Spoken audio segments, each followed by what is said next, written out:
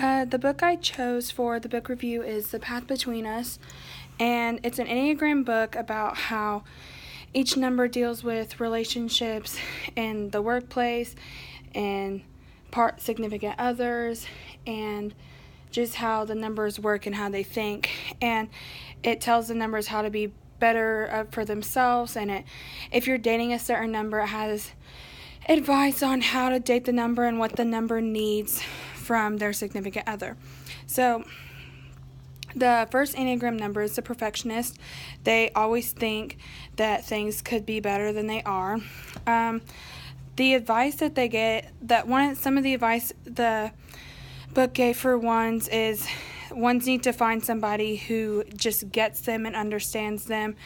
But in a relationship, if you're dating a one, you should be careful and gentle when you point out their mistakes, since they are perfectionists. They don't like being wrong and they like everything being perfect. Enneagram 2 is the helper, and the helper is really just about everybody else except themselves. Very selfless. I'm a 2.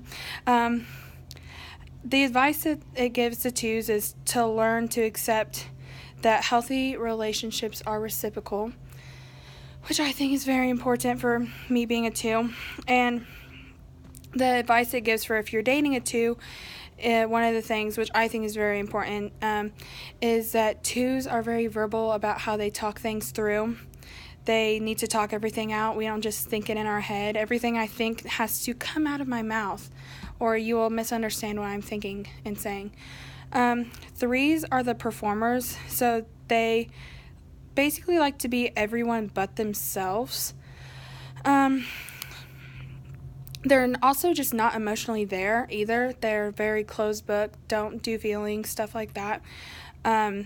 They need to learn how to have more emotional appearance and depth to themselves.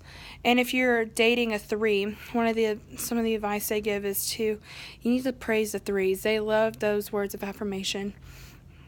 And it needs to be verbal to them. You can't just text them saying, oh, hey, you did really good. You should probably verbally tell them, you're amazing. 4s are the romantics. They like being independent. They want you to leave them alone, but they also want you there at the same time, which is low-key confusing. The advice they give for 4s is 4s need to be able to witness pain and not to fix it. They need to be okay with not fixing something.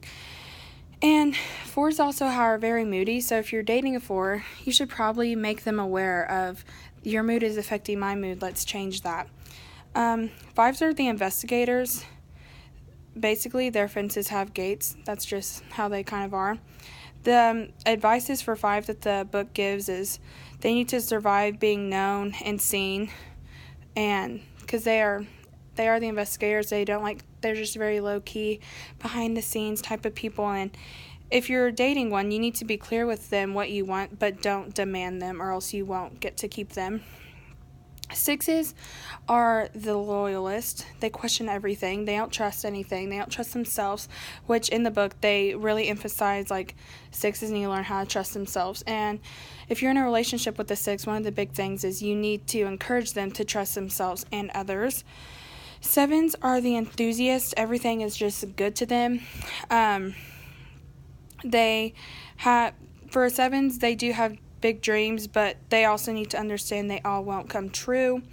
And if you're dating a 7, you need to be pretty flexible and spontaneous. They don't like schedules and routines. They do what they want and are just a party, and they're always happy. So 8s are the challengers. Vulnerability should not be a weakness to them, but they don't like being vulnerable. 8s need to realize how they can lead plans and be a leader, but they can't control the outcome that happens. And if you're dating an 8, 8s are very strong and aggressive, but they still have feelings, and they are a very caring number towards other people. 9s are the peacemakers. They need to risk conflict for connection. They avoid conflict.